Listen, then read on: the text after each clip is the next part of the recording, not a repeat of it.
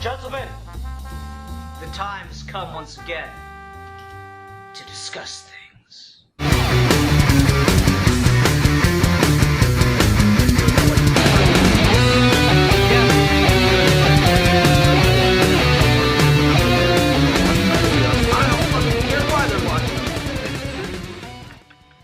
And on that note, hello, welcome to another episode of Geeky Gentlemen. Oh, hello.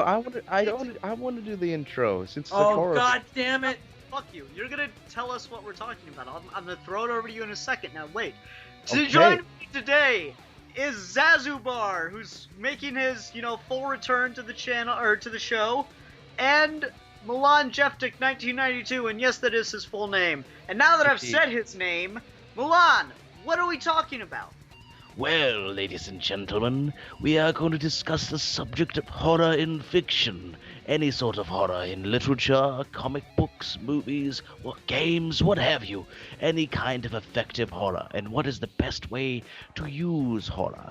And what is the best way of making it... What is the best way of using horror, basically? Yeah. And actually, I find it interesting that Bill came back for this video, because I'm pretty sure this is just going to be his last episode on Geeky Gentlemen ever, because what is he going to say in any video after this that he's not going to say in this video?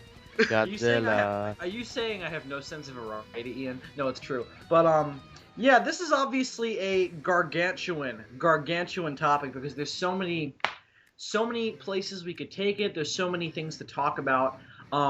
It's a very loaded topic, so You know what? Let's all talk like ghouls now. No, let's not, because let's not really do that, annoying. Yeah, because then everyone's gonna stop listening, and we're trying to build a viewership for the show. Anyway, Okay, so fine.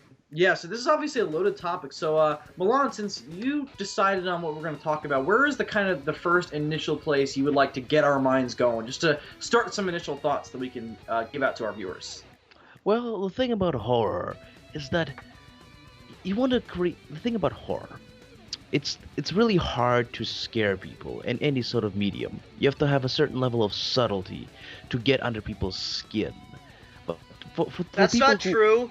If you just flood the screen with blood, everybody will be scared, I swear. No, The more blood on screen, the scarier it is. That is the rule. Ian, I know you're being sarcastic, but here's the thing. Milan has a really great point.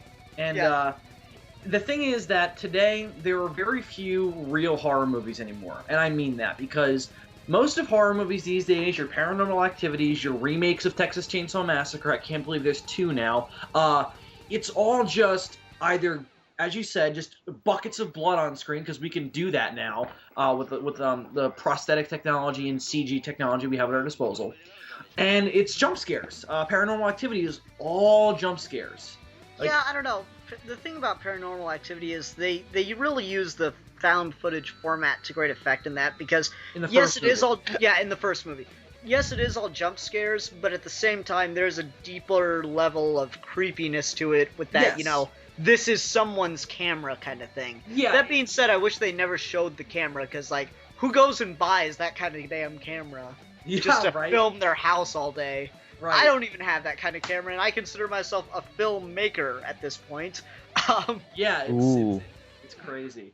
No, but it's just you're right. And I definitely felt that when I saw the first movie, which I've only seen the first movie. But the thing that makes horror work, it's atmosphere. You see, if you just if you don't have an atmosphere, the horror doesn't really fit in. There's really good horror films and books and stories where it's just it's one of the great horror tropes of just having a normal setting, run-of-the-mill suburbia. Oh, monsters come from the beyond. Ooh, that's a great tool to scare people with. But sometimes with modern horror movies, it's kind of lopsided, and it's kind of it doesn't have the same kind of feel. It's not either not or both. It's not the horror comes to you. It's just, I guess it's lack of visual creativity, but I hope. But now I think we're getting back to more of a traditional atmospheric horror, like with Insidious. I don't know if I agree 100. Yeah, I haven't seen that film, so I'm not really sure. I have access to it. I just haven't seen it yet. But I don't fully agree. because I think that the horror genre has been, at least the modern horror genre, has been heavily influenced by the Saw franchise, because the Saw franchise, massively successful, made its living on buckets of blood and torture. Well, the thing is, the Saw franchise, after number 2, I agree with you. The first 2 were genuinely creepy. Not necessarily horrifying, just creepy in their own way, because it really made you think, would I be willing to do that to myself? Yeah, and that's the creepy thing about it. And this is kind of a general point I was thinking earlier that I want to make about horror. Horror is one of the most, like, personal emotions that a movie can make you feel. Mm-hmm. Because a movie can make you feel joy, a movie can make you feel sad, but really the one that I think, and this is, maybe you guys are going to disagree with me on this, I think the one above all others that resonate with people is horror. Because... Indeed. It is the base emotion. Yeah, it's like when they leave the theater, like, okay, I've heard people tell stories, my grandma, in fact, told a story about when she first saw the movie White Zombie with Bela Lugosi. Not a great movie by any means, but still important for its time. And she said that when she was walking home from the theater, it was a dark, it was night, and I don't want to say dark night anymore because that just sounds weird. It was night, and she was walking back, and in her mind, the only music in that movie is the beating of the drums that was to kind of symbol that the zombies were coming towards you. That was the only soundtrack in the film, and it wasn't really even a soundtrack, it was recorded live. And she said that she would, like, hear that in her mind, and then she would constantly turn around to see if there was a zombie following her. And just, that movie legitimately, just the premise creeped her out. And I think that is the largest feeling that you can a movie will resonate with you. And I think that's kind of lost nowadays. I mean, I think Saw was a good exception to that rule, at least when it first happened. I don't think anyone, because it started to get so crazy and, like, over the top and convoluted. The thing about the Saw movies is that with many horror movies, the first and second one are usually the best because they have all the components. But people that come along later on and people who just like, oh man, there's directors who come along and like see the movie. Some directors only seem to take away only the most shallow interpretation of the films, and take away only the jump scares and the horror stuff and the gore, and not the creepy mood, not the same tone. Actually, there's a tangent that I kind of want to get into real quick. Go ahead. Because I feel like we all get your point there. Why is it, I mentioned this in the comedy video, why is it that pornos and horror movies have 1 billion sequels? You know? Right? Because the thing is that, like, horror movies will take a premise and run it into the fucking ground. Yeah, that's how many Saw movies are there? Like 7? And there's like 8 Texas Chainsaw Massacre movies. There are, I think there's 12, or wait, no, are there 13 Friday the 13th movies? There's more than that. There are at least that many Halloween movies. Yeah, it's counting the remakes. Come on, stop fucking with your microphone. Yeah, it sounds like you're like rubbing a squeaky toy. Anyway, so yeah, it's just, I find that so weird. Is that, like, pornos? I get it's just, oh well, they might remember this title, so let's just throw another thing on it and have nothing to do with the quote unquote plot of the last one. And it feels like horror movies. It feels like here's how the career of filmmakers goes. You make commercials, you make pornos, then you make horror movies, and then we'll let you have something good. You know? Right, like the director of fucking Centipede. Oh, dude, the horror genre is very much the dark side of exploitation movies. Well, I think horror is like interesting. It's also interesting because so much horror is now just torture porn. Well, it's not like that's the first time this has happened. I mean, dating back to the 70s, even back to the 30s and 40s, horror movies were just begging to be exploited because they had simple premises that you could, again, as I said, run to the fucking ground. I mean, the Universal horror cycle is a good example of that.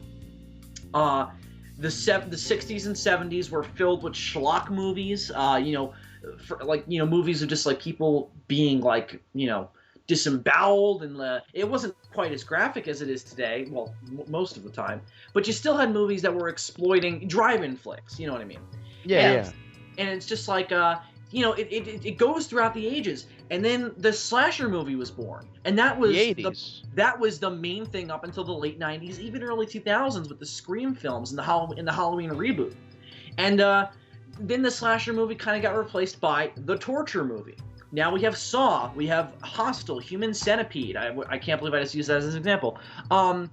I don't know, Human Centipede, a group of us just watched that and just cracked jokes the entire time. My favorite one being, is it just me or does that guy look like Liam Neeson?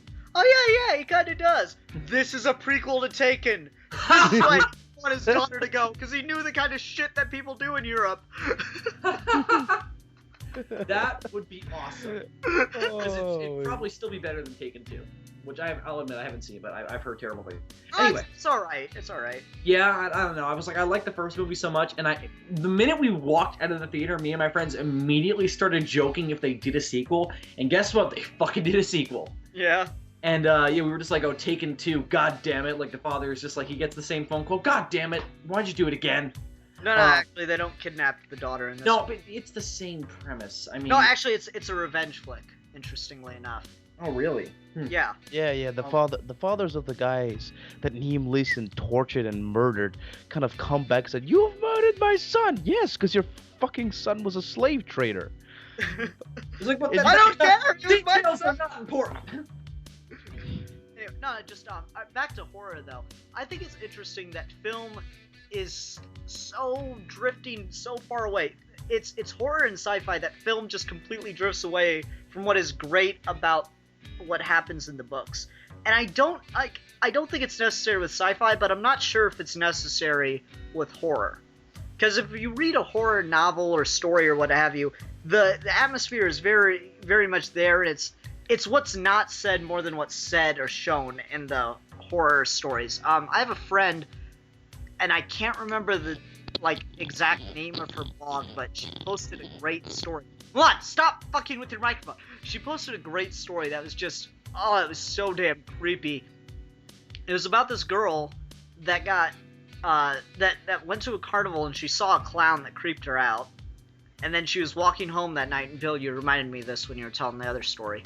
She was walking home that night, and she turned and saw the clown behind her by a streetlight, and she started walking faster, and then, the story builds over time, and at the end of it, she is in a mental hospital, in a padded cell, talking about how the clown's her friend now.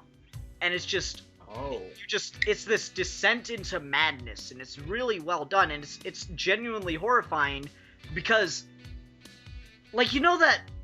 Alright, you got this image of, when I say haunted house, you think, spider webs, dark rooms, creaky doors, shit like that. She did a really interesting thing that I also really want to get into. She took the opposite of that. Think of fun, pretty things, sunshine and rainbows. And she did that to such an extent that it became gruesome and sickening. Ooh, that's a really good one. That's a really good... I'm gonna link. I'll put a link in the description to the story if anyone wants to read it. It's not short. It's not very long. It was just really done. Just took that I'm trying to remember. She the color. I'm trying to remember the exact words she used, and it's been a while since I read it, so I'm not gonna get this right. But she said essentially, the colors were so bright that they made her queasy. Oh, so that's such a good. I was gonna bring this up, but I'm so happy you did. That kind of there's a really interesting kind of Russian type of horror filmmaking that it's kind of it's so bright and so it's when the sunlight becomes toxic, and you just want the darkness because the darkness hides the thing that you are seeing, and the syrupiness of happiness, and but it's that kind of little tiny detail that sets the kind of happy-go-lucky kind of sunshine, lollipops. The lollipops are fucking eyeballs. That kind of a thing. Yeah, it's like what's the word for it? It's like the darkening, perfect. Thank you. The perfect word. The corruption of are of the world around us that is presented as like the happy, like this is the way life is supposed to be. Like a great example of it is like the classic 50s ish kind of suburban neighborhood with the lawns all look the same, the houses all look the same. Kind of like that. The parody of the satire that's in Edward Scissorhands. That suburban, 50s kind of look, and then you've got the fucking Vincent Price house, which is like this creepy, like rundown place. And it's that kind of look. It's like corrupting that, showing the scary things about it, showing how fucked up it really is this really interesting trope that I've seen pop up in horror since at least the late 70s. It's taking the familiar, taking the things you wouldn't expect to be scary and making them scary. Does it always work? No. In fact, I think it has a worse track record than a better one, but when it's done well, it's done really well. Yeah, and actually kind of on a similar note to that. On a similar note to that, have you ever guys seen the pictures of and paintings of those 17th century or is it 17th century aristocrats, the ones with the white makeup and the large ass wigs? Yeah. That's the thing that really creeped me out, because I've read somewhere that those guys didn't bathe for like days on, like for weeks on end, and they just put on the makeup and the perfume to hide the smell. And that's a really good example of that. Just that these people all powdered up with wigs and they stink. Yeah. It's like, and that corruption underneath the paint. That's actually a great point, because it's like there's that's another part of that trope in horror, is showing that the scarier things are behind the happy things, that the happy things are a mask for the true horror. Almost like the darkness, the grime, the haunted houses, your classic horror, the dark stuff is truthful. Yeah. Like it's what's underneath the mask. Let me mention this right now. One more thing. No, because Bill just gave me the lead in with haunted house. Okay. I mentioned you have that like stereotypical image, that plutonic image of a haunted house with cobwebs and stuff. But then we look at something like Kubrick did in The Shining, where the mansion is fucking immaculate. The hotel is immaculate. Yeah, it's every gorgeous. Little spot is clean. But the way he shot that movie with that impossible architecture, with walls that were like 2 feet thick, but housed rooms that were just huge, like giant hotel suites. It's just utterly impossible to do, but it worked so well, and it was so off-putting that you just get this weird distortion of what's going on. It ruins your feeling of space. Yeah. Mm-hmm. And I think a great example from that movie is just the opening fucking shot. Mm-hmm. That zoom on that tree. It's something so simple, something that you might see in a vacation commercial for that area. And the music and just the pacing of the shot, it's freaking creepy. It's like, oh Jesus, where the fuck are we? It's creepy as all hell. And go ahead, Milan, because you wanted to say something. Yeah, go ahead. Yeah. The thing about going back to that, idea of corruption underneath the mask of happiness, I think that's the real reason. I think that's the core of why people are afraid of clowns, because it's like it's the monster hiding behind the terror, and it's kind of like the monster, and you look, oh, it's a clown, but you look at the little details, and the clown is not a clown. There's something. It's a hideous monstrosity wearing the skin of a clown. Yeah, and that's really, it's almost like clowns to me, and this is gonna sound fucked up. Clowns to me are like an extension of like the fact that pedophiles use candy to draw on children. I can see that. Because it's like, oh, you want some candy? Candy's awesome. It's like clowns are like, oh, we're happy, we're having fun. Come in and give me a hug. And then they eat you. Thank you for the sound effects, Bill. You're really the thing about the clowns, I never really got when I first came to Australia and was, exposed to Western horror movies. I never understood why do Westerners fear the clown? The clown is adorable, because I guess you shut the fuck up, mate. And it's just the clown is. Here we go again. Sorry. The clown is not terrifying in Russia. The clown is like that guy who puts on the makeup and then behind the circus takes a cigarette. Like, hey, you like the show? That is good, Funny clown. Because a few of my uncles are clowns. Really? Yeah, they work at the circus. This sounds like something you bullshit about. No, no, no offense, Vlad, but you've kind of ruined a lot of your credibility when it comes to things that we should just trust you on because you just make shit. In Russia. No, you just make shit up all the time. I don't make shit up. My auntie works used to work at the Durov Zoo. She worked with the animals and stuff. Yeah, well, she does own everything. And like a few of my guys used to a few of my uncles used to sometimes ask them to be clowns for the shows, like playing with the animals and stuff. Yeah. Okay. Anyway, no, it's just clowns. I get the fear, and I get the fear, but I can't share it. I could never, I've never honestly been afraid of a clown. I cannot neither. imagine actually being afraid of a clown, with the exception of the Joker.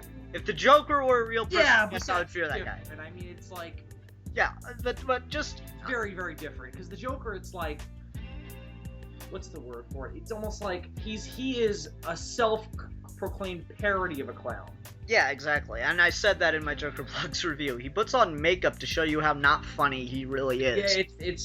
Yeah, it's with clowns, with me and Alana talking about it, it's like they're doing it to hide the horror. And I'm with you, I've never been afraid of clowns. I think it's more of just like, it's this idea, this very simple idea of the scariest things are under the dirt. Mm-hmm. Indeed. Well, let's get into... We're always afraid of the unknown. No matter what the unknown is, we're always afraid of it. And I agree with that, and I want to touch on that a little more in a bit here. I agree with it, but I have something that contradicts it, so I want to see if we can resolve that later. But what I wanted to get into a little bit real quick, if possible. So we're not afraid of clowns, but we've spent a long time talking about why clowns are scary. And we're not afraid of gore, but we talked a little bit about why we don't find gore scary, but it does kind of work. Let's talk about, what do you fear? Ooh, you guys are going to laugh at me. So you guys go first, because I don't know. I'm afraid. The thing about being insane, when we discussed about taking the daylight and turning it toxic, being insane, having schizophrenia is very much like that. You look at things, and everything turns. It's like having an extra perception. You see the syrupy, cutesy poo of everything, and yet at the same time it's overlaid with the terror. It's everything is the sunlight becomes toxic, and so either you go insane or you learn to laugh at it, and you find that hole inside your heart, that kind of black pit, the black pit of perversion and terror that every man holds in his chest, and you travel down that hole to see what you are capable of, and you realize there's no end to the hole. There is no end to the dungeon of terror. And so you just want to keep going and see how deep, how far you are willing to go. And you realize you understand the monster. Because the monster is you. And the murderer is you. The only difference between you and the murderer and the psychopath is that you chose not to go through with it. So, you know what I mean, right? Yeah, it doesn't really answer the question, though. We're talking about, what's done in fiction that legitimately scares you. That was beautifully said, and I wish that, that was beautifully said, but, I think what Ian's getting at is, phobias. No, not necessarily phobias. What do you read in fiction that legitimately scares you, or see on screen? I'm not afraid of anything. That's the thing. I'm not afraid of anything anymore. Are you afraid of shit monsters coming out of your toilet and swallowing you? No. Dogma. No. Dogma. Yeah. No, it's just there's got to be something. I mean, you can't read horror. You can't consume horror and not be afraid of some of what happens in it. Come on. There's got to be something that puts you on edge. That's the thing. The thing about horror is that it's really hard to be frightened of the news anymore, and it's really the horror thing about horror. I'm finding more and more that it doesn't scare me, is that I always tend to understand the monster, and that kind of defeats the horror. I mean, I understand it's almost like an artificial feeling for me now. It's like, oh, I'm sort of creeped out, but not really, but I enjoy the feeling. It's kind of like being a junkie, but not being a junkie, and you're kind of your resistance to hold on, Milan. You're getting so off track, and it's really far away from where I want the question to go. let's Bill and I go and see if we can come back to you and Okay. you can actually understand what we're asking here. Okay. For me, it's actually, I don't get freaked out when I see it on screen. I don't get freaked out when I like watch it happen, or when I know it's going to happen to me.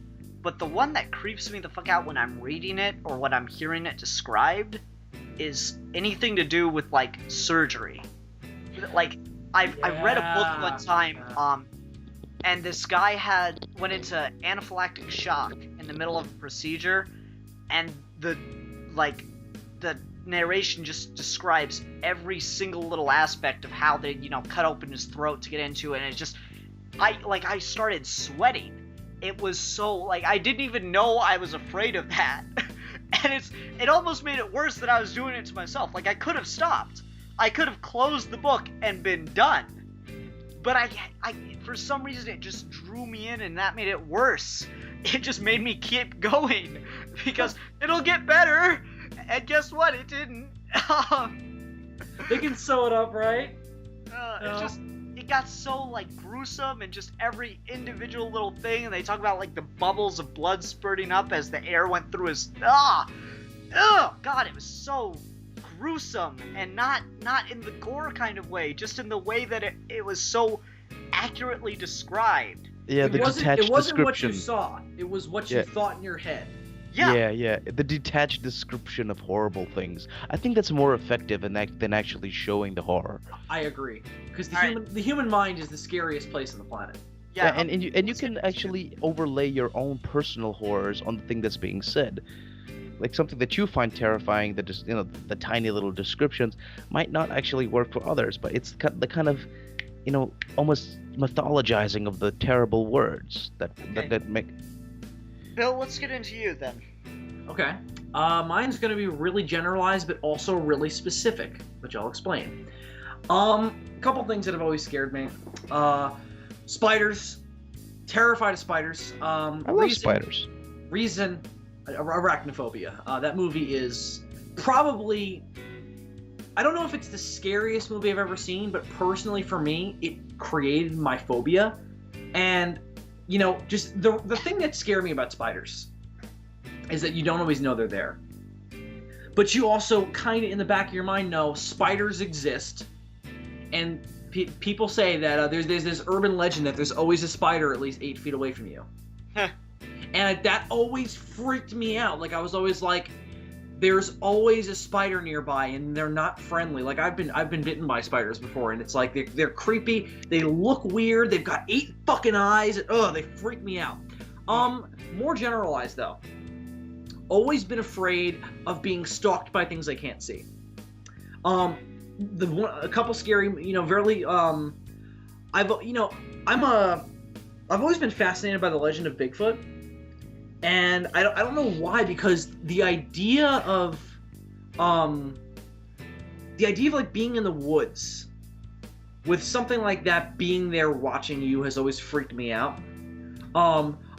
Swimming in the ocean knowing there could be a shark underneath you. Mm-hmm. Always freaked me out. Let me ask you, did Predator do anything for you? Predator? Yeah. Did it get you at all? I'm a big Predator fan, so it's like that movie didn't really scare me. The thing about the movie Predator, it's really a horror movie. It's not presented as it is. It's really but I mean, it has that hunted aspect. Yeah, that's got you on that level.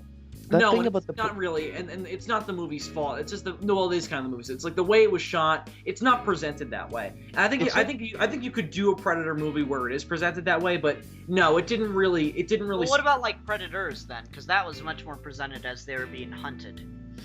Well, again, Ian, I'm a Predator fan, so when I went to see Predators, I wasn't going saying this movie is going to scare the shit out of me. I was like, oh, wait a minute, they're ripping off every single scene from Predator, and I was pissed off at it. But I'll just say now, I did not like Predators very much. The thing about the Predator movies is that the thing about the Predator movies, it's the characters that you're supposed to.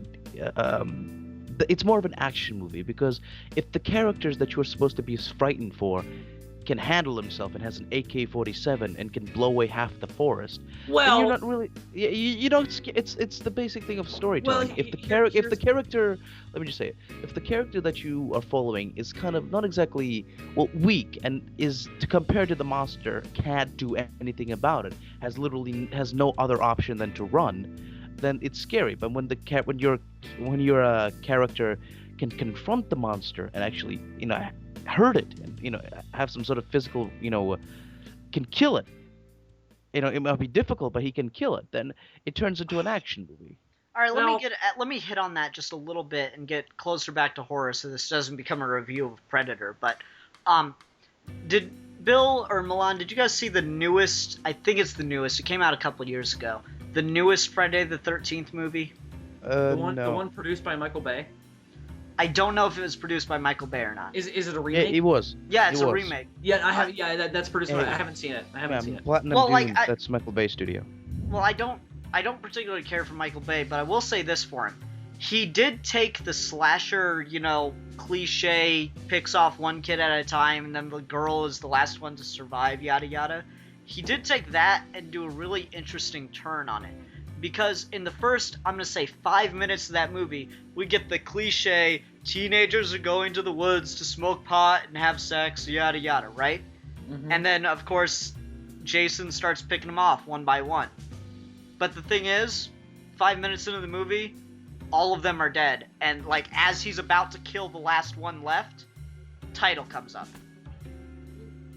And then we wow. get into the actual plot. And is so- the actual plot any good? No, but I do like the That- intro yeah. sequence. That's a great Yeah, yeah, way yeah. to introduce the monster because it plays with your expectations. That being said, I did spend the rest of that movie every time someone died going, "Damn, he got fucked up." Well, Because I had a bet with my friends that I wouldn't do it, so yeah. I won $10. Anyway, Really? Because I heard Told me about that. Yeah. that movie was quite tame.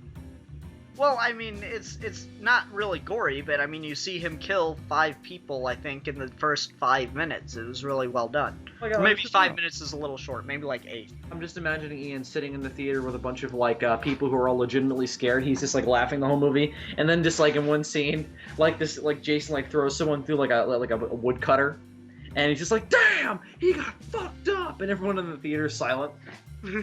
Well, no, the funny one is there's a scene where Jason stabs a guy in the eye with a screwdriver, but it's really takes a long time because the guy's holding back his arm, so it's just slowly going in. And I was expecting it to slowly go in at first and then just shoot right through. So I started saying "damn," but then it was taking longer. So I was like, "Damn, he is getting fucked up." So you did this every That's you did taken this from the every time movie. someone was getting killed? Yes. Oh, that is hilarious. $10. People in the theater must fucking hate you now. Oh. No, it was a small theater at that time. A little movie trivia. That whole scene about Jason plunging the screwdriver into the boy's eyes very slowly. That is taken from an Italian zombie movie, where the zombie is pulling a woman at a broken glass shard, and she's pulling back, she's screaming, and the glass shard slowly goes into the wall, or is it a piece of wood? It's a piece of wood, and it slowly goes. Hold on, through what the movie woman's is that? eye. Because it sounds familiar. Zombie. It's either Zombie 1 or Zombie 2. It's an Italian. Oh my god, I've zombie. seen that movie, and that movie. Really? Bill's seen a horror movie. Oh, Look at the shut shock up, on my shut up. face. Shut up, Ian. No, that movie also scared me a little bit. The thing Didn't it about have a zombie fighting a shark? It sure did, but it was stupid as all fuck. Well, Anyway, it's like- not only does it sound stupid, but it is stupid. Is the funny thing. Well, But, let's get back to the question I asked. Milan, now that Bill and I kind of revealed the things that we see done or read that are done in horror, what is there anything that you particularly read that actually gets to you? I'm not saying it keeps you up at night, but it just while you're consuming it's kind of getting at you. Well, it's not exactly fear. It's more of a general, feeling of, physical uncomfortableness. Mhm. It's have you guys, either of you read The Island of Dr. Moreau? No, I don't believe so. I'm familiar with the story. It's basically spoiler warning. He makes animals into men by basically it's this really the way he doesn't really describe it like the terrible things he does to these animals. It's basically splicing them, but not with genetics, just literal knives and like attaching new muscles and letting it heal and grow and just building up these animals into like semi-human like shapes and teaching them like religion and to see him as a god and try to humanize these beasts. And it was written by H.G. Wells, right? yes, it was. And the thing that really got to me is just he didn't really go into much detail of cutting up bodies and stuff, but the description of the animals, the kind of the legs and especially with the panther. He wanted to make a panther into a female panther into a woman. He never succeeded because the panther killed him. But just there's this one great shot. Well, there's one great description of basically this skinless, semi-human-like panther thing, all wrapped in bandages, covered in blood. Just the thing about flaying people, skinning people alive, for some reason, and especially with the thighs, skinning people's thighs, that just always gets to me. Okay, so it's kind of on the same line as mine. That like really, I could see that done on screen and I wouldn't care at all because I know it's fake there, but in my head it's much more real. Because I'm the one creating it. So I think I get that one. I think you and I kind of share that thing. Because I really don't find a lot of things that are horrifying. The exceptions being the psychological things. Silence of the Lambs till this day creeps me the fuck out. Not really. Oh my god. Not Are really. you serious? The way he just gets into her head and starts playing with it? Oh. I found it kind of funny. And like I said before, I understand the psychopath. But... Well, no, I mean, I understand him, but it doesn't change the fact that it creeps me out that he's able to just unpack someone like that. No, I don't find him creepy at all. I find him interesting as an interesting character, like, wow, he's really smart. He really is getting to her. I wonder if I can learn a few things, but, it's I'm joking, but I just find him as an interesting manipulator, not really a creature of horror. See, something that I think should be done, and it was kind of done with a really bad movie that didn't do it right, and I don't even remember the name of the movie, but I think you could do a really good movie, or a really horrifying movie. I don't know if I would call it good, but a really creepy, horrifying movie if you shot the entire thing first person, and the, first personer was a serial killer. They actually did that. Yeah, there is a movie with Black that in it, but Black Christmas. Oh, that's what Black Christmas is? Okay, I didn't know that, but there is an episode of Criminal Minds that plays with that. I don't know if you guys are familiar with Criminal Minds. It's a pretty good. I thought Black Christmas was like a or like a fantasy monsters kind of. No, Black Christmas is basically what you just described. It's a 70s film. It's the older one. Oh, it's the old one. Okay. Wait, are you talking about Are you talking about Black Christmas or Deadly Night? Black Christmas. Okay, because they both have very similar premises. Yeah, the thing about that movie, it's just really interesting seeing the view from the serial killer's eyes, because he chokes out a woman with a plastic bag, and that just like, oh my god, it's a woman being murdered. Sure. I think you could do something interesting with that. I haven't seen Black Christmas, but I think you could do some interesting things with that would legitimately be horrifying, and not just because of the gore, because then you'd feel like it was you doing it.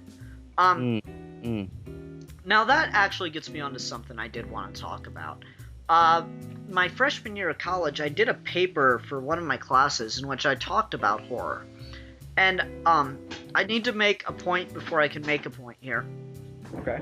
There's this guy in philosophy, and I took the skeleton of his argument and fashioned it for horror. And his argument was that Christians did humanity a service because the logical progression is polytheism, monotheism, what Christianity did, and then atheism, because they made God into man with Jesus, all right?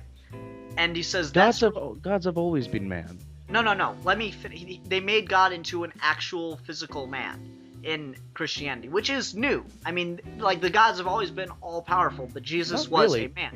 Not Milan, really. Milan, let me finish. Okay. The point he made, whether or not it's true doesn't matter because it has nothing to do with the point. The point he made is that they made God into a physical being, mortal being that could be killed. And that's one step closer to just realizing that God is humanity, that we are all part of the same thing. And that's really interesting. That's what faith is to him. And I'm kindergartening his argument here, but that's what faith is to him. It's all people believing in the same thing, and really it's just all people believing in themselves. All right. Anyway, sorry, I pinched myself. Why? I'm playing with. Because he likes it. He likes. I'm playing with, yes, I'm playing with a clothespin and I like it. Anyway, so like he slightly took. less respect for you. No, I'm kidding. No, I took that argument, and what I did is I applied it to horror. Because, Bill, you and I are probably going to butt heads here a little bit, but I don't think monsters are scary in and of themselves. I think what is the scariest thing you could imagine is another person. I think that people are horror. Just like his argument was people are God, I think people are the most horrifying things. Because anything a person does is something you can do. And that adds to Milan's point from earlier. And it contradicts something that you said, but I still do think has some ground. It's just an interesting idea to me that anything that's truly terrifying to me is something that could actually happen. And anything that what does that contradict that I said? Oh, because I completely agree with you. I can't remember off the top of my head. We were talking about it a little earlier after I mentioned the clown story. I'll have to go. Sorry, I literally forgot. That's why it's cool, but here. Like I even said I have something I want to bring up, but it's gonna kind of contradict that. Anyway, I was talking about how the scariest thing is the unknown. Yeah, and I agree with that, but that's it. I agree with that, but this contradicts it because you know what the scariest thing is. It's what you think of doing. Anything that's truly horrifying is something that's possible. And the only things that are possible are the things people can do. And animals, but let's disregard them for this. Other animals, hashtag. Anyway, so the only things that, to me at least, that are truly horrifying are the things that can actually be done. And the only things that can actually be done are the things people can do. So, people are the most horrifying thing ever. Therefore, you are the most horrifying thing. Thank you. You're welcome. And it's because of your face. True. No. Lord. So it contradicts kind of the idea of the unknown, but at the same time, it adds to it because you don't know what you're capable of. That's exactly what I was going to say. It's like, I can see your point, I agree with it, but sometimes I feel like when people are truly scared by that, I feel like it's more often the realization that they are capable of those things. And in that regard, it was unknown to them that they were, so the realization, the finding out, the knowing of it is the scary part. What about that part when you know exactly the limits you are capable of and realizing there are no limits to what you can do? Yeah, and that's what I was getting into. I feel like then it's no longer scary. Exactly. Because I feel like once you understand that you are capable of it, but, you realize that there's something inside you, something that you can't quite grasp, something you can't make tangible that prevents you from going through with it, I think then it's no longer scary. I think it's just, it's not necessarily even a fear. It's just a knowledge that, yes, I can do that, but in the back of my mind, I know it can I do it. choose not to, yeah. And this is not about biology or anything, but I think the back of the mind says you can, the front of the mind says, but you're not. And that's interesting, but at the same time, you don't always know that. Like, if it's in the back of your mind, you can change the way you work. I mean, you don't know 100% sure, because you don't know what limits you'll be pushed to at some point, Exactly, and yeah, that's the thing. But then when you're pushed to those limits, you're like, I never knew I would be pushed to these limits. I knew it was possible. I never thought that would happen to me. It's this old argument of, I never thought that would happen to me. I never thought some guy would come into my school with a shotgun and take down everyone in sight. Never thought that would happen to me. But I knew it was possible. but it was the realization that it could that was the scary part. Yeah. It's like once you know that it could happen to you, once you have that moment in your life where you're like, oh my god, that can happen to me, holy shit, I'm gonna go cry in my bathroom for 2 hours. Then you, in your mind, you start working out ways that you can prevent that from happening, ways you can cope with it. Then, I don't know if it's so much fear of it happening again as it is, just like having that power. Yeah. Having that. Well, I'm not even talking about power. that necessarily. I'm talking more about like this idea of like people realizing that other people can do things and that you can do things that you never thought would happen to you. Let me get into Sartre, because you really hit on Sartre right there. Existentialism. Sartre is the first, out of the closet existentialist, if you will. And his line was, man is condemned to be free, because once thrown into the world, he is responsible for everything he does. And that really holds true, because when you think about it, it's scary because you have nothing to hold you back. And he used a great example of this. You ever hold a baby and you know you have a good grip on it, but something just makes you afraid you're going to drop the baby? Yeah. Okay. Yeah. He argued that you're afraid you're going to drop the baby because nothing would stop you from just letting go. Mm-hmm. I can see like, that. There's no at no point, if you choose to let go, are your hands going to be suddenly super glued to the baby. At no point is, someone going to dive in and catch it magically if you're alone in a room with the baby. There's nothing that's going to stop you. You have so much power, it's frightening. Yep. It is definitely very, very scary. But I think that's a different kind of horror. I think there's multiple ways you can do horror. And I feel like, unless anyone else want to take this whole idea of, like, people are the scariest things? I heard it first just as kind of a one-off that really wasn't thought all the way through with Cry Wolf, if you remember that movie. Cry Wolf. Oh, wait. With the guy with the orange ski mask. Yeah. I heard the director say it, and it was really just a one-off marketing thing, but it's something that always stuck with me, and it developed further over time. And I really do think people are the scariest things. But let's get into monsters, because they come up so much, and I think I'm going to kind of summarize my thoughts real quick on monsters. I don't think the monsters themselves are scary. I think the monsters as metaphors are scary. I completely agree with you. And let me say this. I don't watch The Wolfman because it scares me. I don't watch Frankenstein because it scares me, depending on what version. Though I haven't really seen a version to date where I was like, holy shit, that was fucking frightening as all hell. I watch monster movies because, to a degree, it's a different kind of escapism. It's a different kind of fantasy. It's not... It's a different kind of fantasy. It's a world we haven't quite seen, and I enjoy. It's a subversive kind of fantasy. Yeah, it's a different level of fantasy, and I like monsters for that. Yeah. That being said, but I completely agree with you. I think that the scariest thing about monsters is the realization that the monster has some humanity in it. There are very few scary monsters out there that have no connection to humanity. Mm-hmm. Like, I never thought Jaws was scary. Like, let me say that. And the reason is because the only reason that shark is killing people is because it wants to eat. As Hooper says in the movie, it wants to eat and make little sharks. That's it. Now, I think you could stretch, and I don't think this was on the filmmakers in there making the movie, like, oh, isn't that all humanity really does at its base level? But I'm like, yeah, but that's not really scary. That's just animalistic. And it's not really scary. It's more of adventure. And I think that Jaws is a really good adventure movie before it's a character piece than it is a horror movie. Well, I think Jaws is one of the greatest suspense flicks, and that's also what Hitchcock did. People classify Hitchcock stuff as horror, but it's really much more suspense, because you're always on the edge of your seat waiting to see what's going to happen next. Indeed. And there's fear in that. There's scariness in that. That's a bad word. There's trepidation in that to make up for scariness there. Big words. But it's not the same kind of horror as, oh my god, what the... I'm not sleeping tonight.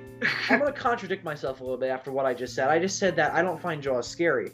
but I find the idea of Jaws scary. I don't watch the movie and crap my pants. When I go in the water the next time, I have the idea in my head. And this is why, Jaws became so infamous. Because it instilled this idea in people's heads that they could go out into the water and be slaughtered by something. By something that they couldn't see. Actually, I was listening to, Jaws celebrated its 25th, or wait, no. 30th. No, wait. 30th anniversary, relatively short time ago, right? Not 30th. Fuck, what was it? It was last year. It was 2012, so what, I don't know. It was one of its landmarks, and they had that was the first time it was released on Blu-ray. Yeah. Yeah, I was I was listening to interviews with people who'd been alive or who'd been around when the film was released in theaters, and they did an interview with a woman who said, "Yeah, we had a swimming pool. My dad just put it in that summer, and it was finished the day my friends took me to go see Jaws, and I never swam in the thing." And it's a swimming pool. Yeah, but that's the power of that movie. And it's like, I don't think it's the movie itself. I don't think the movie is that scary. I think it's the idea of it. It's the idea that you can venture out, and as I think this is part of the fear of the unknown thing, you can swim out into the ocean and be slaughtered by something. That there's something in there that's not necessarily waiting for you, but that could be. And I think that's the scariest part. It's the human mind that says there are things under there that are going to kill me. Shark attacks are not that frequent. Despite what the media will have you believe, shark attacks are rare. But, it's like, it's the idea of it. It's what the human imagination does to this idea. Yes, sharks are in the ocean. Yes, they have the potential to kill someone. Then the human mind goes, they're in the ocean. They're going to get me. That kind of thing. And that's what I think Jaws did. That's evolutionary, and this is a good place to get. There's that fight or flight response that's, it's hardwired into you. You have absolutely no control over it, except to desensitize yourself to it. And I think it's so bred into you because it's how we survived for thousands of years. Right. Civilization is new. Milan dropped out of the call. We'll get him back, I promise, everybody. Civilization is new. This idea of being safe in the community, that's relatively new. Speaking on an evolutionary timeline. So the idea of abandoning fight or flight is so foreign when you really get into it, because there's no point at which you're not going to need that. At some time in your life, you're going to need it, even if it's, I don't know, a false experience. Is that what I want to call it? If you flinch. Yeah. When someone fake punches, you're like, whoa. Yeah. But you don't know that was a fake punch. Exactly. And that's what always bugs me about, 2 for flinch, or what, you're a bitch because you flinched. I thought you were gonna hit me. It's like, wouldn't that be dumb not to move if you were? Like, I'm just gonna sit here and let this guy punch me in the face. Right? Because I'm brain dead. Yeah, it's like, I'm with you. It's like, or like when someone's like they fake about to kick you in the nuts. It's like, I don't want to get kicked in the nuts. Like, what makes you think that I wouldn't flinch if someone was about, like, they looked like they seriously were gonna kick me in the nuts? It's like, of course I'm gonna flinch, and it's just like, yeah. So I'm with you. I don't know, it's interesting, and yeah. I feel like you can never possibly grill that out of you, No. Like, and I don't think you can lessen it by exposure, which is what people say, overexposure to horror has done. Yes and no. Like, if we were all desensitized to horror, then why would we keep making horror movies? Yeah, it's like, well, I think to a degree, here's what I'm gonna say. I think desensitizing to horror in terms of fiction, like, you see one guy cut off some guy's hand in a movie for the first time. The next time you see it, it's not gonna have the same impact in a movie. That being said, if in real life some psychopath kidnaps you and your friend, and you see him cut off your friend's hand, you are going to be scared. I don't know. I kind of just want to meet the people that say they're not. I want to just kidnap. Like, what was the one I saw? Oh, it was Monkey and Apple, and he was making fun of Hostel. That was great, because the guy comes into the room. You remember that scene in Hostel where the guy comes into the room and he keeps waving the stuff in front of the person who's about to torture his face, and they're like freaking out? You know, trying to scare him. The guy comes into the room and he's just got the dude sitting there in the chair, and he keeps like waving everything in front of his face. Is just completely stone-faced. It was hilarious. Because the dude just got pissed off. It's like, seriously? Seriously? Ah! Yeah, and it's just like, I think that in terms of fiction, you can be desensitized. I mean, to a degree. I mean, I don't know if there's ever going to truly be a day where it's like seeing someone's dick. I don't think there's ever going to be a day where someone sees someone's dick get cut off and then shoved in their mouth, and that won't be at least somewhat shocking. I don't know if that'll ever happen. If it does, what society the has hell are you guys? crumbled. I just came back and then you guys. No. We're talking about how people can be desensitized to certain kinds of horror. Oh, right. Jesus Christ! Like, hey, I'm back. Dick cutting off. Well done, Vaughn. Take the hint. Cut off your dick and shove it in your own mouth. Videotape it. Put it on the internet. Greatest horror movie ever made. Well, actually, let's kind of get into that, because Milan just recently filmed his reactions to Two Girls, One Cup, and what was the other one? Two kids, one sandbox. The thing about those. What the movies, fuck those is things, that? Well, basically, what happens is this girl. Wait! Stop! Okay, for anybody that doesn't want to hear about what Milan's going to say, skip skip ahead a minute right now. Okay? Please, because this is... I already know, with Milan's as descriptive as his ass can be, this is gonna be fucked up. Yeah, I'm expecting it, but Ian, I'm fucking curious, so I want to know. Okay, well, basically... Describe to us what Two Boys, One Sandbox is. No, one. Anyway, basically, it's a girl. You know, the guy's, the girl's ass is in the guy's face. She's like, in the whole dick sucking position, and then like she's sucking it, and then she takes out a little vibrator, and then she sticks it in his penis hole, and his dick expands. And the thing vibrates, and it's the most horrifying thing, because the guy's like, oh god, yeah, because she's basically sticking a vibrator in his dick.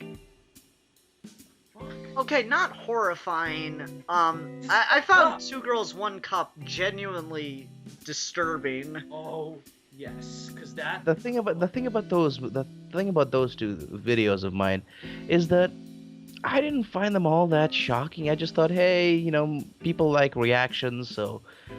I like, the first time I watched Two Girls, One Cup, I mean, like, I was like, oh, that's it? And then I thought, you know what? Oh, yeah, That's it. And then I said, you know what? People want a reaction. I called my little brother in, and I went, they're like, oh my goodness, this is so shocking. And the same thing... that's disappointing, because you're supposed to film your actual reaction, and the video would have been funnier. You don't do it afterwards. No, Milan, the video would have been funnier if you just, like, straight up reacted to just, that's nothing. Yeah, I don't... What's the big deal? That would have been so... And if you did it in your Russian accent, that would have been hilarious. Oh, you sip on some vodka while you're doing it, like while you're watching it. Just like, no, it's just like, I'm gonna stop the video. Zip, stop the camera. That would have been hilarious. Oh, Jesus.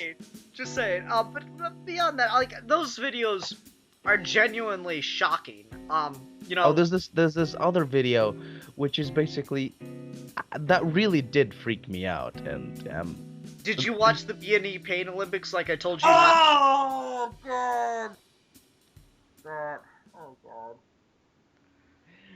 I don't know. I talked to this girl like on Skype, and she says like, hey, I'm gonna send you this creepy sex video and film your reactions to it. I'm like, okay, fine. And when a hot black girl sends you something on Skype, you don't refuse. And like she sent me this one video, which was basically that thing. It's this weird fetish where a guy gets under the floor and he has like a hole to stick his penis through. It's basically his dick laying down and a woman walks on it. femdom stuff, yeah. Yeah, and basically the girl had high heels, let's just say, and um, uh, All right, well, like, let's stop talking So about. let's get the fuck off this subject. Not exactly. Let's not talk about the graphic detail of it. Let's get into sex being used for horror. Isn't that kind of where we started in a different kind of way? I That suppose idea so. of, like, because everyone enjoys sex, like, by and large. I mean, I'm sure there are exceptions, but they are just that, exceptions. And then I think they're lying. Well, no, it's just isn't the horrifying, the disgusting, the disturbing of sex that, you know, horror movies do it a lot. David Cronenberg, man, David fucking Cronenberg. Isn't that more on the same lines where we started? The typically good, the enjoyable things that everybody kind of likes and has those nice ideas about, and then the not perversion of it, because that doesn't really work in the same context here. The violation. Oh god, everything's an innuendo right now.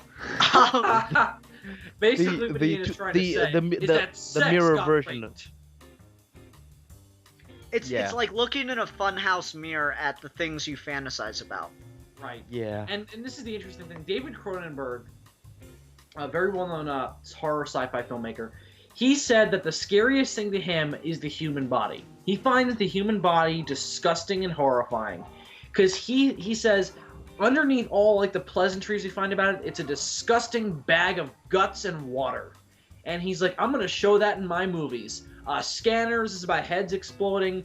The Fly is about turning some guy into this grotesque like fly creature. And it's just like it's terrifying. He takes the human body, he turns it into this like disgusting gelatinous blob of horror. I love the head explosion scene from Scanners. I've used that so many times. Yeah. And it's just no. As a philosophy major, I love that thing. I've given presentations with PowerPoints behind me and waited till I said the conclusion of my argument and then played the clip from Scanners.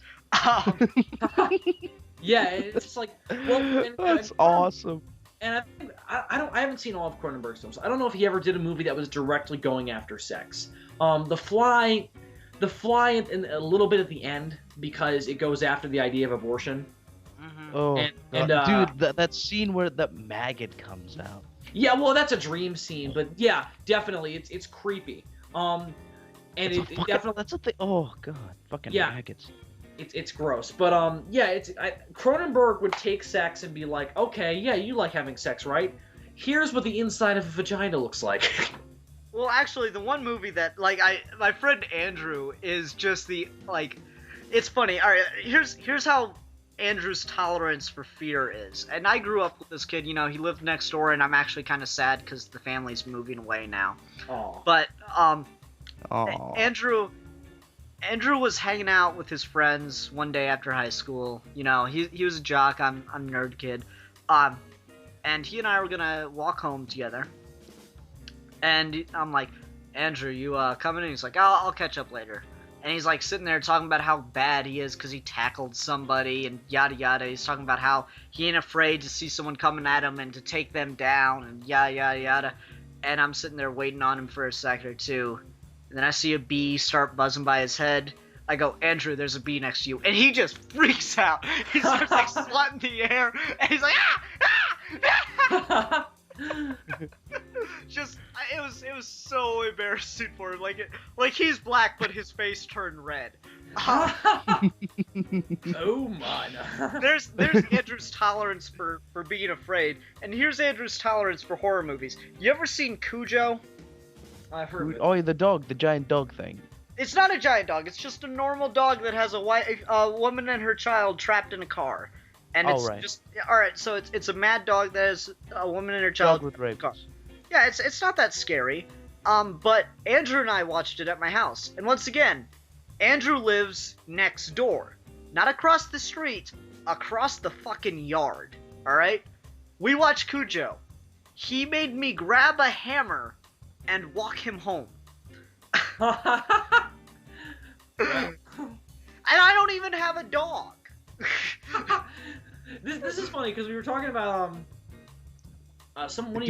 Dude, before he leaves, Dude, before he leaves, make him watch The Thing. No. Real quick. All right, so that's Andrew's tolerance for horror, and I just love making him watch horror movies. The best one ever. Teeth. I made Andrew. Oh, Jesus Christ, Ian, you're a mean bastard. Oh, you haven't even got the half of it. You ready? He had a date that night. Oh. And he'd been chatting this girl up, and they were totally gonna go for it. And he's told me, I took her to the parking lot of the school, because it was dark and everything. And we got in the back seat and we're making out. And she got on top of me and started digging in my pants, and then I threw her off of me because I got scared.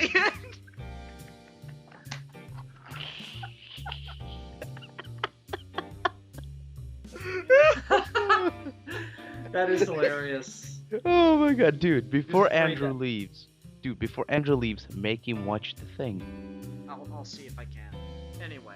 Yeah, because that'll be like, oh, he's gonna think that you're like some alien that's waiting to rip his brains out and make. Well, regardless though, but for those that don't know, teeth is about, the ultimate male fear, a woman having teeth in her vagina. So just incredibly scary idea, and it's not done very well, but Of course not. I'm just Like, imagining, I like dude. the You know what little I'm imagining? Have you guys seen those '60s cartoons where it's just like a still frame and like a mouth, like in the Incredibles short? where it's basically- Yeah. I'm just imagining that the movie Teeth like that. It's like you see the vagina, but it's a mouth. Like, hello. and it's like lips, and it's like whose lips are those? No, just Put your wiener in my mouth. Okay, this got off topic fast. Anyway. Well, I had a point I wanted to make before and I forgot it. God damn it. Sorry, No, it's fine. That was a funny story. I remember. It's the fear of there's a good example. Well, not really. Okay. We were talking about the Pain Olympics before, all these gross freak out videos on YouTube and stuff, and the internet. Here's why here's why I don't think they're truly scary. I think they're shocking. I think you're like, oh! I don't think you have a fear of it. Because fear is the idea that you think it can happen to you. I don't think anyone's running around afraid that someone's going to run up behind him and stick a thing of glass up their ass. I don't think anyone's going to have a fear that someone's going to just run up to them out of nowhere and chop their dick off with a knife. Dude, do you know where I live? Well, yes, Milan, it terrifies me to know that that's possible. No. But it's just there's no fear behind it because it's very unrealistic to think that without any of your consent, that could happen to you. Yeah. And I agree, and it's just that they're shocking, and that gets into true gore.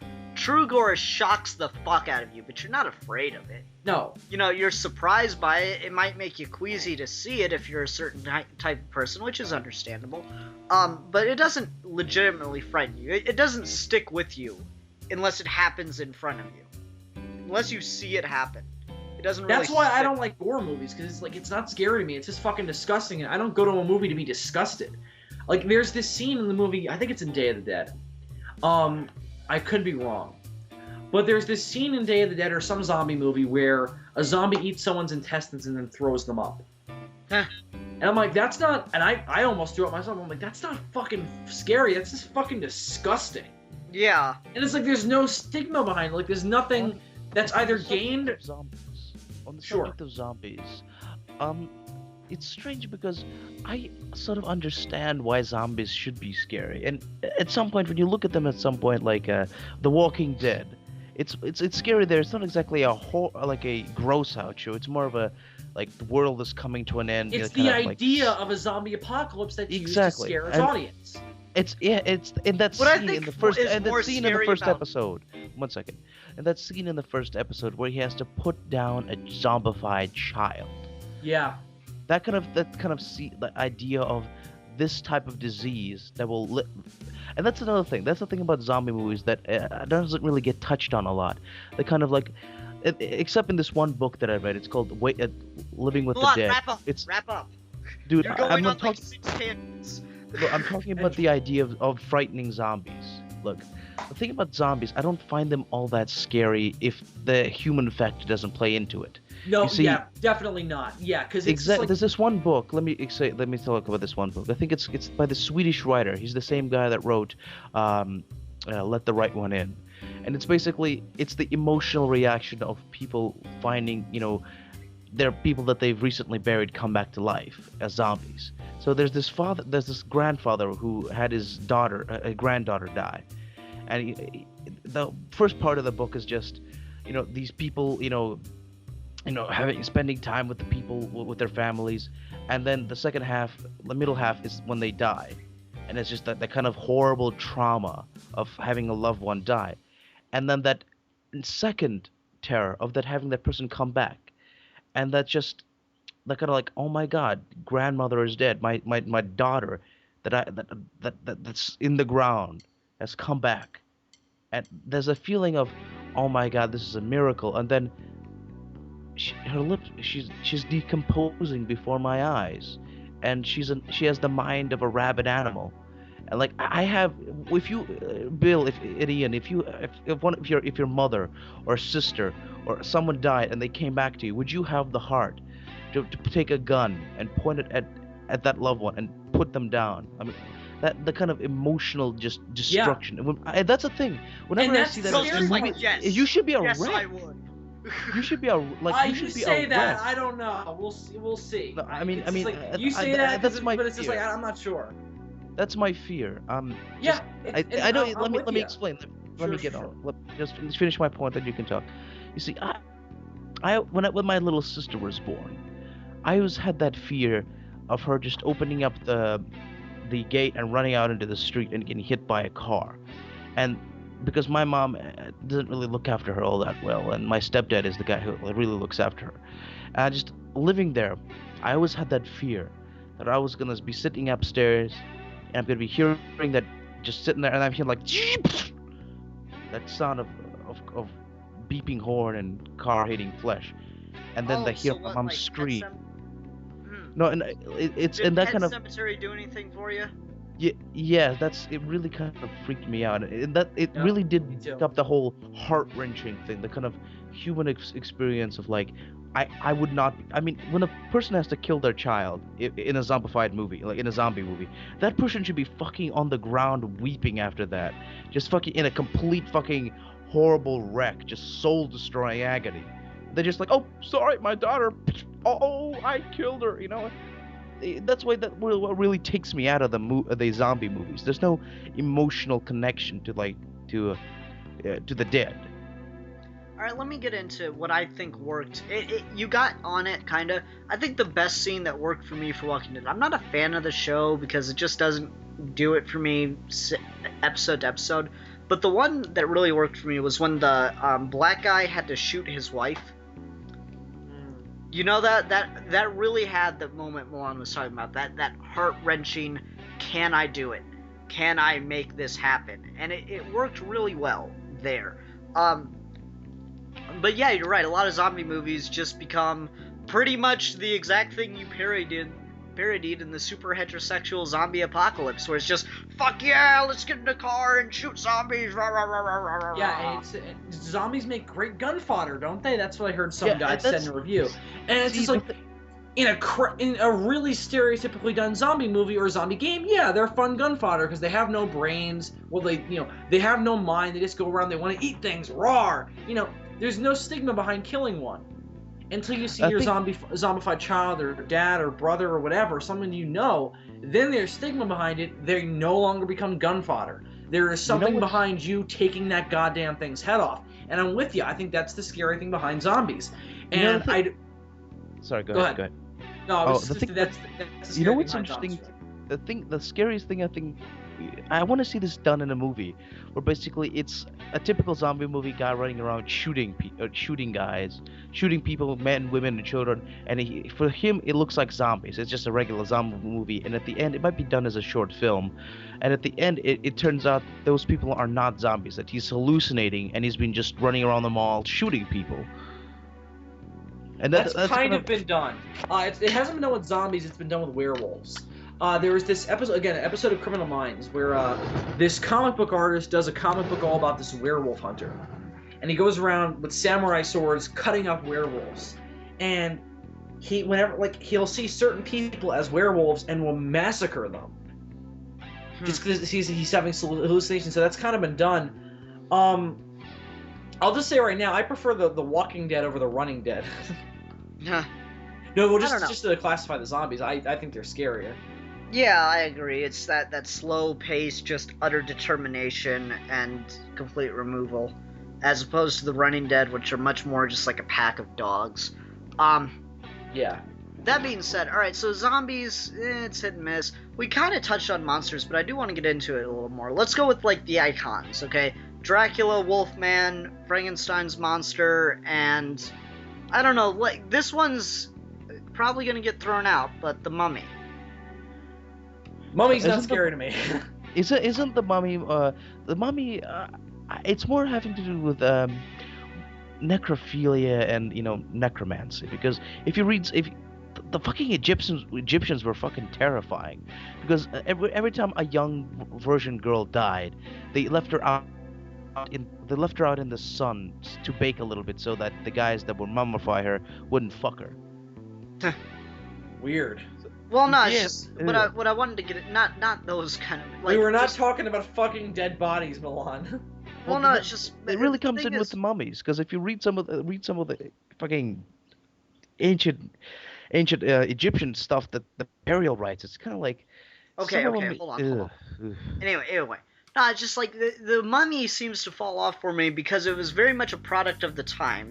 There hasn't been a Mummy movie that's legitimately scary. Like, the thing is, The Mummy and The Mummy 2 and then the shit-ass Jet Li movie were all, action movies. Yeah, they're action. They weren't horror movies. But the original Mummy movies were very much horror movies because it was that... I think it had to do with the ignorance of the time, personally. I think that idea of just not really knowing what the hell they were or exactly what their purpose was, and the idea that there was magic tied behind them, I really think that helped sell it back then, but that's fallen off as information about the Egyptians has grown exponentially. Yeah. Alright, so that, Mummy doesn't really work anymore. Well, here's the thing. Aren't mummies just rich zombies? Well, here's the thing. The original Mummy with Boris Karloff is very, very different from the stereotypical Mummy. We never really see him in his bandages except in one shot. And he's a articulate, aristocratic, guy who's just trying to bring back his long lost love. And basically, it is a little... Dracula from Egypt. Basically, Dracula. Oh yeah, for sure. The original Mummy is a total ripoff of Dracula. Just down to the fucking setup. It's a girl who's being called away and possessed by the monster. It's the same exact plot as Dracula. And that's my biggest problem with that movie, but it's just like there was more behind it than the stereotypical idea of the Mummy. Like, when people think the Mummy, they think of the guy in toilet paper running around like going, ugh, trying to strangle people. That's not what he was originally. I haven't read, funny enough, Bram Stoker wrote the original Mummy novel too. Well, that's probably why it was a ripoff of Dracula. No, because the book is nothing like Dracula. Okay. It's very, very different. They just the reason why the Mummy movie is a ripoff of Dracula is because Dracula did a lot of money. So. Okay. All right. So Mummy, I think it was very much a product of its time, is the kind of ignorance about the history of Egypt. Right. I agree. But all right. So like Dracula, what is scary about Dracula? Because it's not that he sucks blood. No. Well. A little bit, but it's not just that alone. The scary premise behind Dracula is that on the surface, he looks like a normal guy for the most part in most interpretations. Some versions, like the Nosferatu version, go a little crazy with the makeup and, they make him into a monster. But here's the thing. The popular scary notion behind vampires, why our modern society is so fascinated by them, is because they're very romantic. The way they suck blood is they open up their mouths and they suck down on necks. Very romantic, very, it's sexual imagery. And it's that notion of like, I could, there's this scene in this movie called, oh god damn it, what is it?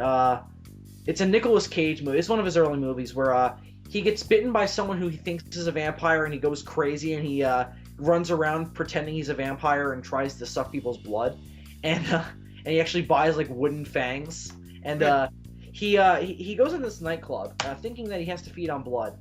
He sees this girl sitting alone in the corner, and he walks up to her and he chats her up like he's gonna take her on a date, and he goes to kiss her, and then very slowly he just goes to her neck and bites down and squeezes her neck so she can't scream. That to me is the scary thing behind vampires, is that you're sitting on let's say there's a girl sitting at a bar. Let's say you're her boyfriend. You go to use the bathroom, and this other guy comes. What?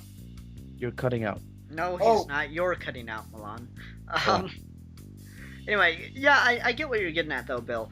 The thing about, like, what made Dracula scary back then, and it's worked, kind of, it's fallen off as sexual repression has died out, but the thing about it is it took those, sexual fantasies that people never talked about, and it realized them, and then it made it scary, because, you could die. And that was the thing that really... about the book. Well, hold on, let me get into it a little bit. Go ahead. It took those, like, I did a report on Dracula, too. And the thing is, he didn't just change Mina Harker. He didn't just, like, oh, I'm gonna bite you and you're gonna turn into a vampire and then you're gonna be my slave, yada yada. He bit her and then he turned her into his whore. He had to bite, and here's the thing I love about the original Dracula story, is that it took so long. It was really like a seduction. Mm-hmm. It was seducing her away from, generally symbolic of Christianity, of the right way, from the proper life. Are you talking about the 90s movie or the book? We're talking about the book. Oh, dude, the book. He didn't seduce her. I mean, he basically raped her.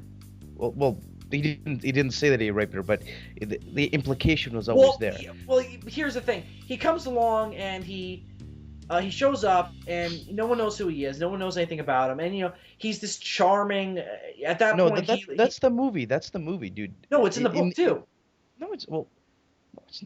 Well, when was the last time you read the book? Because Bill's the horror guy. I'm gonna side with him because I remember this.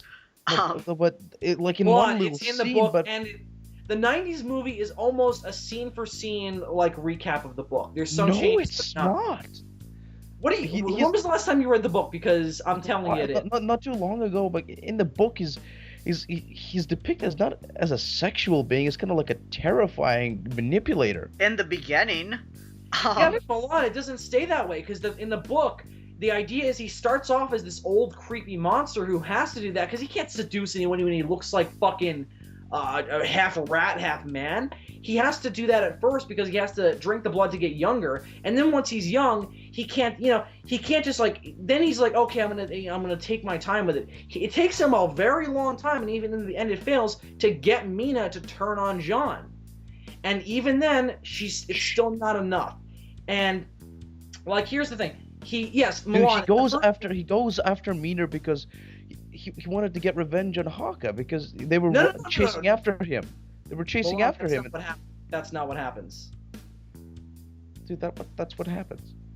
Milan, that's not what happens. He went after Mina when they're off trying, sanctifying his, dirt piles. They come back and they realize like Harker's on the floor and he's there just, making Mina suck his blood. So he didn't have any sexual arousal to her. He didn't have. Mon, he went after her because he thought that she was a reincarnation of his wife who died years ago. No, that's not in the book whatsoever. What, you think you're thinking of the movies? Milan, he's not thinking of the movie. You have two people against you here. You are wrong. Dude, he didn't think that Mila was a reincarnation of his wife. What does he have to get revenge on John for, though? That's my question. She was his wife. She was his wife. And yeah, but so John didn't do anything to him. He sold him some real estate. He tried to feed on John, and then John escaped. There was no revenge to be had. He started hunting. Then he went after Mina's girl, like girlfriend or like girl who is a friend, and he turned her, Lucy, went after Lucy, and then Van Helsing came along, and they started hunting where he is, and Mina helped them find where he is, and so he started getting pissed off that they were sanctifying his dirt piles, and so he went after Mina because she was, the wife of Harker, and she said, "You will have to kill her now," like Lucy's husband had to kill her. No. Yeah, Dude, he turned Mina into his whore. Is what was so horrifying about it. Ha, see what I did there? Horrifying. You're wrong. And read the book. Dude, I have read the book. I did a report on the book. Guess what? I got an A. With this point, he turned Mina into his whore, and that was what was creepy about it because it came out during the Victorian time. Yeah, and the whole idea behind the vampire is that it was a metaphor for syphilis. Yeah. Alright, so vampires are scary because they take the allure, the fantasy, and turned it into something scary, right? You guys want to hear about the Russian vampire? No. It's really fucking creepy. Dude, it just gets drunk and then goes out and tries to suck blood, dude, but it just needs the fucking... Dude. The Russian vampire is fucking creepy. Have you guys read the it's a book by Chuck Hogan and Guillermo del Toro. It's called The Strain. And they basically take the Polish, quote unquote Polish Russian variation of the vampire. Basically the vampire, what it is just a derelict. It's seen as like this homeless guy who lives in the woods. And basically the thing about the vampire, their jaw opens up completely, and this tiny little, snake-like thing comes out under their tongue with a little stinger. Oh, so like the thing in Blade 2? Yeah, exactly. That's basically the Russian vampire. Alright, well, interesting, but okay, so there's Mummy and there's Dracula. Who wants to go with Wolfman next? I will talk about it. I just want to see. I just want to. Hang on. I'm trying to see if Milan's right. Okay. Well, let me talk about the Wolfman. Yeah, you go ahead. Doing research. Okay, the thing about Wolfman in the original movie and in the book, it's very much more of a metaphor for is this guy crazy? Wolfman's a book? There are books of it. I'm pretty sure it didn't originally as a book. Somewhere? No. The thing was that the werewolf was kind of the second thing after the witching trials were over. Werewolves were the next big thing.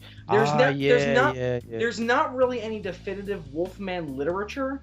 And Milan, by the way, you're right. I'm really, really sorry, but yeah, Ian, he's right. In the book, he goes after Mina because he wants to take revenge on her. I swear I remember him seduce. I do think we're thinking of the Coppola movie because that's what it is. Yeah. And it's so close. It's so close to the book. Beside from Milan, I'm really sorry. You are right. He goes after Mina specifically because to take revenge. So yeah, he's right. But I remember that completely differently then. Anyway, I did too. But it's just because the Coppola movie followed the book so closely, except for that one detail, and then Well, anyway, one little thing about Dracula. Before we move on to Wolfman, the thing in the beginning where Dracula's like an old man and he's has Harker. Basically, there's this one really great feel that he's basically keeping Harker there, but he's not doing it by force. He's basically he has no way to get out of there. And at some point, Harker's like, "I want to get out of here. You cannot keep me here." He says, "Okay." He takes him to the front gate. He opens the door, and there are a bunch of wolves there, and they start running towards the door, the open door. And Dracula's just standing there, like, "Go ahead, you're free." And he's standing. He's back to the door, like he's not seeing the wolves. And Harker's like looking at the wolves running. They're gonna run into the castle because he's got the door open. And Dracula's just standing there. "Well, leave. You want to go? Go." And Harker's like, "God fucking damn it." He runs up and just shuts the door. And Dracula's like, "I guess you want to stay then." Well, no. All right. So Dracula, whether or not Great manipulator. Well, whether or not it was that revenge or seduction doesn't really matter to the point we were making. But yeah, I understand. With the Wolfman, I've read books on Wolfman. I admit there is no definitive. This is the Wolfman story that everything else is based off of. But I've read because that's the movie. Yeah, I've I've read a little bit here and there, and the thing is, it's very much whether or not this guy is going crazy. Right. You know? Right. And that's, Bill, I don't know if we talked about this while recording, but I know we talked about it. And you said in the original Wolfman it was supposed to be whether or not he was insane, and we were never meant to see the wolf. And that would have been so much better than what they did. Well, I like the idea of I don't know if it would have been a better movie. I think it's an interesting idea, because I like the idea of the werewolf being the external representation of the crazy side. I think that an interesting movie could be made, and kind of has been made, of never seeing the wolf. Is he crazy? And I feel like that. Yeah, I'm with you. The Wolfman is this is the Wolfman to me in a nutshell. These are werewolves to me in a nutshell. It's the side of humanity that is dark, that is that just wants to kill. It's a bloodlust, and that's what werewolves were in traditional folklore. They were devil worshippers. They were people who loved to indulge in murder and rape. And there are stories of werewolves that don't even kill people. They run up to women and bite out their fetuses and then rape them. Have you seen Trick or Treat? I don't know what that is. It's a horror movie I've from seen like bits I of think it. 09. I've Check seen it out. bits You'll of it. you'll like the werewolves in that, Bill. And I shouldn't have said that, but oh well, it's too late now. Anyway, not just Trick or Treat did a good job with werewolves. It's just creepy overall, especially with that little kid. I don't even know if he is a kid. Pumpkin, no. Don't spoil it. Don't spoil it. Okay. Anyway, Bill reminded me of that while he was talking. And yeah, werewolves are very much, that creepy, almost that Jekyll and Hyde thing, but that has kind of a class all its own because Hyde was a sophisticate to a point. Speaking of which, an all-star western, Jonah Hex versus Mr. Mr. Hyde. Interesting. Oh, wow, that's so cool. Yeah, it's pretty good, and the funny thing is, as a distraction, Hyde gave Dr. Arkham some of the formula, so that was kind of fun. So, how did it turn out? It's pretty good. I mean, Dr. Arkham isn't a what the hell did Arkham turn into? No, it wasn't enough to make him do a full change. It just brought a little bit of that, repression out, since, Victorian era kind of stuff. So it's just like, it was great. There's this scene where he's in a bar and he threw a guy out a window and he goes, "You, voluptuous woman, come here and let me gaze upon your bosom." What did you say? Sorry, you cut out when you just said that. What did you say again? He said, "You, voluptuous woman, come here and let me gaze upon your bosom." It was hilarious. It was like coming out of Arkham's mouth. It just, wow. No, but it was just funny. He was the comic relief. Let me put it that way. Hello? Hi. Milan, you gotta get a new computer. Or a better connection. Come on, man. At least steal one from someone. And there's Milan. You still there, Bill? I'm here. Okay. Oh, damn it, he went again. Whatever, we don't need him now. Yes, right. I think werewolves are my favorite of the classic monsters, just because I've always been a fan of the idea of man transforming into things, and the transformation being symbolic of something. Yeah, did I ask you that before? Or what? So, like, my favorite's werewolves, too, and that's your favorite of, like, the iconic monsters kind of thing? Yeah, of the classic universal movie cycle. Yeah, the Wolfman is my favorite character, just because there's so much. As far as iconic monsters go, like, it doesn't have to be necessarily universal monsters, just monsters that are like known to everybody. Those to me are the iconic ones. Like what could we include in beyond that? Because it's like Jekyll and Hyde are not really monsters to me. Jekyll and Hyde is in a gray area when it comes to that. You also got, Creature from Black Lagoon. You got the Mummy, kind of. You got they're both universal. Well, I don't care about the production studio. No, but I'm just saying, like, in that pool of all those classic monsters, the Wolfman is my favorite. Well, like, I remember. All right, then you got zombies. You got Yeah. Like, there are those monsters that just everybody knows about that have been done a million times, a million different ways. So to generically say it, zombies, werewolves, vampires, Frankenstein's monster is kind of its own thing. Yeah. Yeah, werewolves are still my favorite because it's the most interesting to me. It's the most scary on a premise level because it's like, I talked about this in my Wolfman review. you've got a guy here who has no will to sit and to turn into a wolf whenever it happens, and then he's left with the consequences when he wakes up the next day. Yep. That to me is scary because it's like I don't know what I did, I don't know why I did that, but all I know is that I killed someone last night. Now I have to face the consequences. What? And You killed somebody last night? What? Milan, you can't be making jokes because your connection sucks. I'm just saying. I'm sorry. Not just it's an interesting thing. Milan, what's your favorite of those classic monsters that everybody knows? It's hard to say. For me, I think it has to be Frankenstein, because it's just there's something about Karloff's performance that just hits me right here in the heart. Well, I'm not talking about just the performances. I'm talking just in those vein of monsters, no matter what generic sense. Yeah. That's a hard. I think. It's a tie between reanimated corpses and vampires. Okay.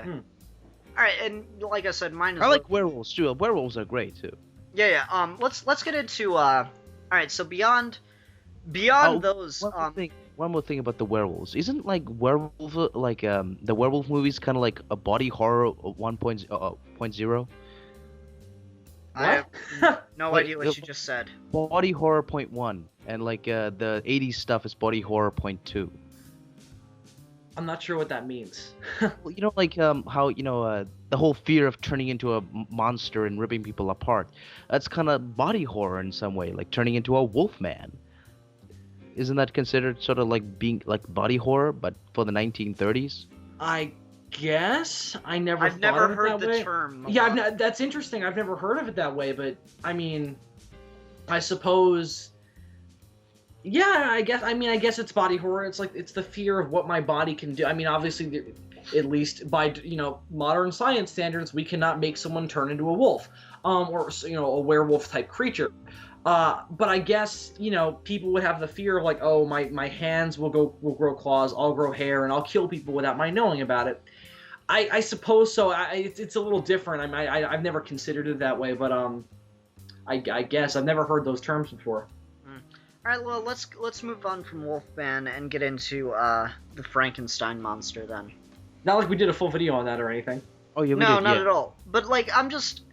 What makes him scary? Because you always feel you're supposed to feel sympathy for this guy. So what about him makes it scary? Not in the fucking book.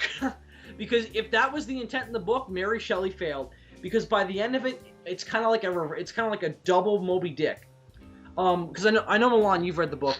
By the end of it, the monster is not really a sympathetic character anymore. Because no, really, because he's been dirted by humanity. And that is the point. And I think that the movies really tried to get away from that because they wanted to get for one characterization for the monster. Because the point of the book is that really, Mary Shelley's point of the book was basically a cautionary tale for man to not to be careful what they do. It was kind of like if you're gonna bring a corpse back to life, consider the consequences first. Don't just do it because you can. And that's why in the book, that's why Victor Frankenstein does it. He does it because he can. And the whole point of that was the minute that monster wakes up, Victor immediately is disgusted by it, hates it, and disowns it. And the thing is that the scary part about it is the things that make the monster a killer, the thing that make the monster a monster, are all induced by humanity. At first, the monster just wants to know what it is. The monster just kind of walks up to Victor and it's just doesn't say anything, but it just kind of looks at him what the hell am I? And he's just what the hell are you? Where am I? What is this world we're living in? And the monster proceeds to teach itself to read. No, well, yeah, but the monster parts of the monster come from its interactions with humanity. It goes off into the world and it gets shot at by hunters. Kids run in fear of it. It sleeps under the house of that family for a year, expects to be able to go in one day and become part of the family because it knows their habits. and just be accepted. And the blind grandfather, just based on his voice, does. But then once the physical looks, because the monster in the book is a really articulate, sophisticated, very philosophically minded creature. And when he has a very intellectual, human discussion with the man, he says, "Okay, yeah, you can come stay with us." And then the family comes in, sees what it looks like, and freaks the hell out. And then then the monster. That's when the monster really changes character. Then the monster is just like, I want fucking revenge for being turned into this horrible creature. And that's where the scary part of the monster comes in, because we turned it into that. It's because of us that he's going around killing people. If our nature was different, oh god damn it.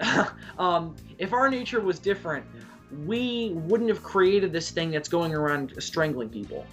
And I think that's, I gotta say, that's exactly where I think we kind of need to wrap up. And I'm sorry Milan's dropped out of the call again, but like, is there any better place to close? Because we've come full circle now from the beginning of our discussion, haven't we? I suppose we have. Because, like, I mean, I'll wait for Milan to come back to see if he has any final thoughts on Frankenstein's monster. Okay, guys, I have to go now because Mom just called me and wants me to head out. So, everyone, we are just about to end. So I mean. oh, okay then. So let's finish up and Yeah. So like, it's. I think we really have come complete full circle there. Yeah, we talked about how the good can be scary, and that's really interesting. But then we really got into it, and we all agreed that people are what is horror. People are horrifying. Yeah. And let me blanket it like this. Horror was invented to, horror is man's attempt to, put a story to the terrible things that happen to people. The werewolves are crazy people, vampires are rapists and sexual diseases. The Frankenstein monster is the horror of human ambition. Mm-hmm. The horror is man's attempt to put a horrifying face on the horrors of our real world. And that's where monsters come in. Yeah, I agree. So, on that note, we're going to wrap up. Bill, what are we discussing next week? Next week, we are going to be taking a look at the 1988 somewhat underrated cult film, sci-fi film directed by John Carpenter, They Live. And luckily for everybody, that is on YouTube, free to watch in a couple different cuts. So we'll put a link to the cut we'll be watching down in the description so you can watch it ahead of us. Until next time. Oh wait, Skype calls. We want Skype-ins! Yes. Skype-ins. I will draw you if you're the first person to Skype in. I will draw you. Yeah, because that'd be really cool. Yeah. I just got a couple new subscribers, so let me describe it.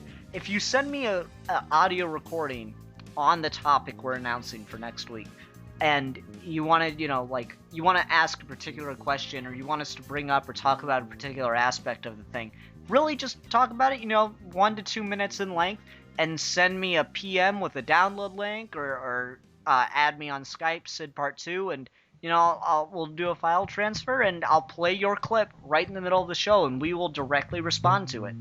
And so I guys, will draw you if you're the first guy. So really, we want those in, and it's just we want to do some more audience interaction, so it should be a lot of fun, and I really can't wait till the first time we get one of those. It's no rush, no pressure, but I really would like to do that. Anyway, until next time, we're the Geeky Gentlemen, and we will be discussing things.